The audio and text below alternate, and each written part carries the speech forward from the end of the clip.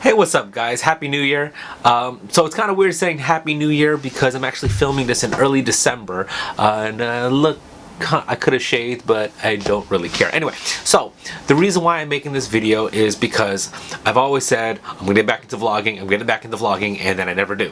And the last vlog that I really posted up was back in March of 2017, and then I stopped. Partly because life got in the way, everything got a little bit too crazy, and I just stopped.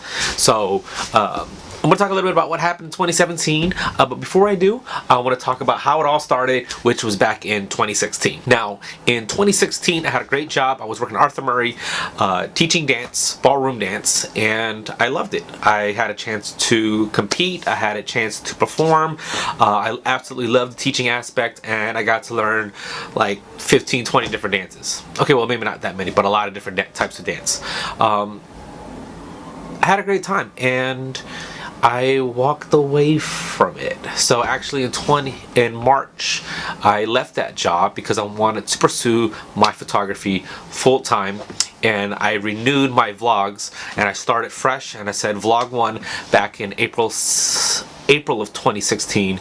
I made a video that announcing that I quit my job to pursue photography, and the purpose of the vlogs was kind of to follow the path of my photography business as it hopefully grew. And that's a little bit of what I'm talking about today, and I'm just kind of catching myself up to speed. And again, I want to have all this stuff documented, so it's important that I make these videos, mostly for me, but I'm actually amazed that I actually have a following. Thank you guys. This is how it all started. So 2 days after I left my job at Arthur Murray, I got to do the Ferocity photo shoot for a second year in a row, and it was great. We had about 80 people there. I was doing 80 photo shoots in that day, and something happened that changed everything. Now, I've always shot at Union 206, and I've done a lot of photo shoots at that studio, but what happened is a speaker fell from the wall and it smashed my computer. It actually still has the broken screen. It smashed my computer, it damaged my hard drive, and it was a brand new computer, and I was completely upset. Now, I had a very adult conversation with the owners, and they refused to buy me a laptop or even replace the screen, and they were pretty adamant about saying, hey, I signed a release form and they are not responsible for replacing the laptop. They were very professional and they were very nice, and I will still recommend that location. It's a great location. The staff is great. We did have a very adult conversation, but at the same time I was still upset.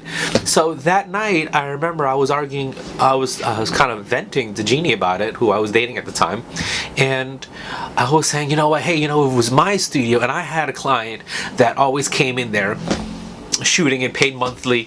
I would replace that laptop. I don't even care if he signed the waiver or not. I would replace it. I said, if it was my studio, I would have at least offered to fix the screen or offer something, whether it be some extra shoot time or like extra studio time or such. But they offered nothing. They just basically said, hey, tough luck. I'm sorry. You signed the waiver. Can't do anything about it. I reviewed the footage and I noticed that the speaker was actually dangling from the wall since the very beginning of our shoot, and it was a very heavy speaker on a floating unsecured shelf, and speakers move, they vibrate, and I believe that yes, it is their fault, and even though I did sign a waiver, that place was not up to fire safety code, and they should have give me the new laptop. Anyway, that's not the point. Rather than arguing, you know, as I was talking to Jeannie, she said, you know, you should just open up your own studio. And I thought about that. I was like, yeah, I should, because if it was my studio, I would have taken care of those customers. I would have, and I also felt that Unit 206 was not using their space to the best of their ability. So I said, if it was my studio, I would do this, I would do this. So the next day I actually made a business plan. I made a very thorough business plan, and I did some projections of how much money I can make and how much it would cost, and it came out to be about $45,000 in equipment costs and about $100,000 to $150,000 in build out costs and such, and I projected a revenue between $300,000 and $400,000 a year for the business, and based on that, those calculations, like, let's move forward with it. So obsessively, I went out and I sought out to find my own space to create my own studio. Not to compete with Union 206, because Union 206 has been in the game for a long time. I just wanted my own space. So I decided to go ahead and look for an area. I did find a space, and it was about the size of a basketball court, and it cost about $7,500 a month. And I said, I'm going to go with it. I'm about to sign a contract. I have no idea what I'm doing, but I'm going to do it anyway. And as I'm sharing my ideas, I'm talking to Kat, and I think we're going to the airport, or I'm picking her up from the airport. I think I'm taking her to the airport. I don't remember, but we were in the car and we were talking about it. And Kat, who has owned her own studio for many years, he was kind of looking at me like I was crazy and said, you should really consider having a small studio that's packed rather than a large studio that's empty. And those words really stuck with me. She just kept asking, well, how are you going to make money? How are you going to make money? I was like, well, I'll do photo shoots, and I'll sublease the space, and I'll hold workshops. And she asked me, she said, well, have you ever held a workshop? I said, I've held dance workshops. I've done other workshops. I've done, when I was a financial consultant for the bank, I did finance workshops. So, yeah. And she said, well, if you've never done a workshop, how are you going to make money? How do you know it's going to make money? I said, I don't. And here I am, I'm about to make a $7,500 to $10,000 a month investment. And I listened to her, I said, okay, you know what? Let's give the workshops a shot. So I started out with Photo Fest, and I launched that in October of 2016, and I was actually really proud of myself. I found a space in DC, and I shot there, and I held the event in Washington, D.C., and it went really well. It didn't make a lot of profit, not really, but it was profit nonetheless, And I thought, hey, I'm onto something. Now, some of the participants egged me on, and they said, hey, we really had a good time. We would love to see you do it again. When's the next one? I said, I don't know. This is just kind of done on a whim. And I said, okay, I'll put together another one for 2017. And I did. So I put that for March for Photo Fest Part 2. Now, I took some of the profits from the first one. I bought some extra lights. I bought some extra equipment. And early 2017, the first major project I did was doing a studio shoot at the Interfusion Festival. And that's actually exactly what I kind of dreamed of. I had a great time. I got some excellent shots.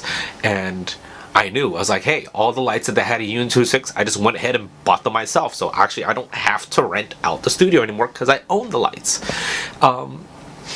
And it was great. I thought it was, I was going on the right path. When March came along, I did Photo Fest 2. Not it sold out with about $20 worth of advertising. And although not everyone showed up, they still bought the tickets. But I made a significant profit at Photo Fest 2. I took those profits. I bought a new car. Well, a new used car. I was able to pay off some debts, and I was going in the right direction.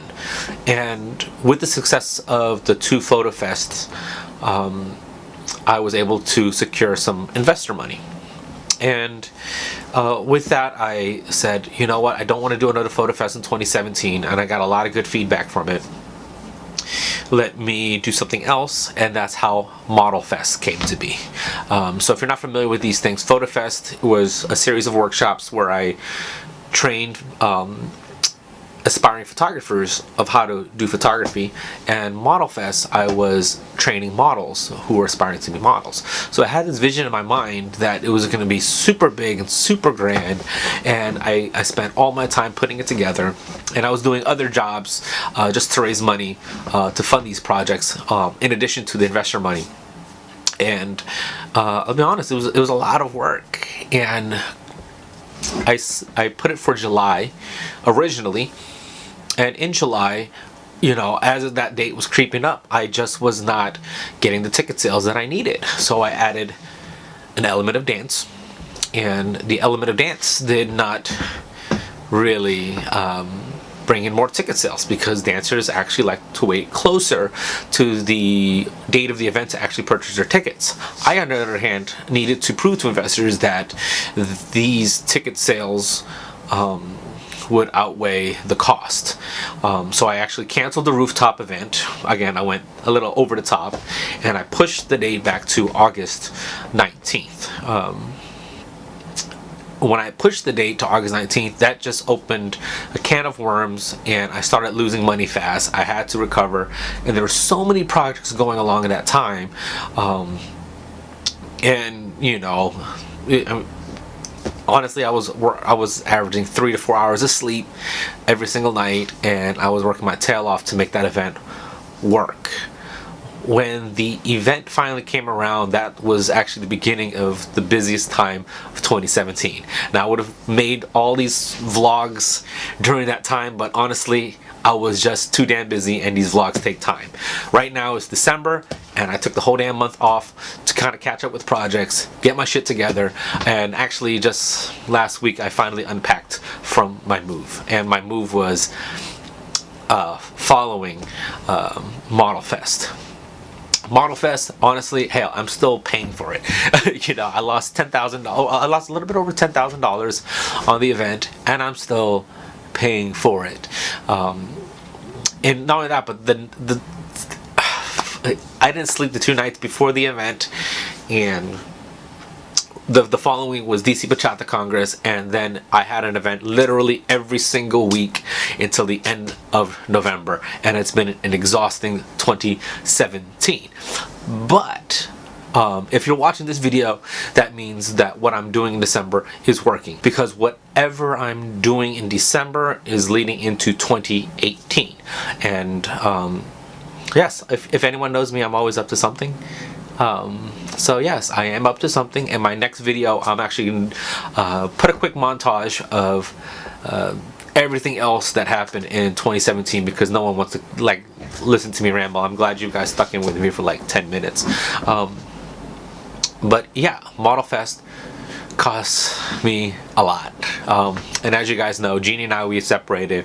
I wouldn't expect anyone to kind of keep up with me, and keeping up with me is a lot of work, and it was a mutual breakup, but I'm not going to get into the details of everything, because our relationship is really nobody's business, and actually your relationship is nobody's business, but we made ours very public, so I was also very public about us breaking up. And you know, but you know, honestly, sometimes you just got to keep moving. You got to keep moving forward in knowing what it is that you want and getting what you want. So that's what I'm gonna keep doing. I'm just gonna keep going until I get what I want, and by the end of this video series, you'll know what I'm planning to do in 2018. Again, I'm not releasing this until I know for sure that I'm actually working on it, because one of the things that annoys me is when people post videos like, yo man, wait till you see, man, it's coming. I can't, man, look, I've been working on this thing, I've been hustling, I've been grinding, wait till you see, wait, and then they don't come out with anything. And it's like, yo, so where's your product? You have nothing. I don't want to be one of those guys anymore. So, yeah, Happy New Year, right? And by the way, forget what people say. Resolutions are important. Make them, make your goals, set your goals, make a plan, and execute.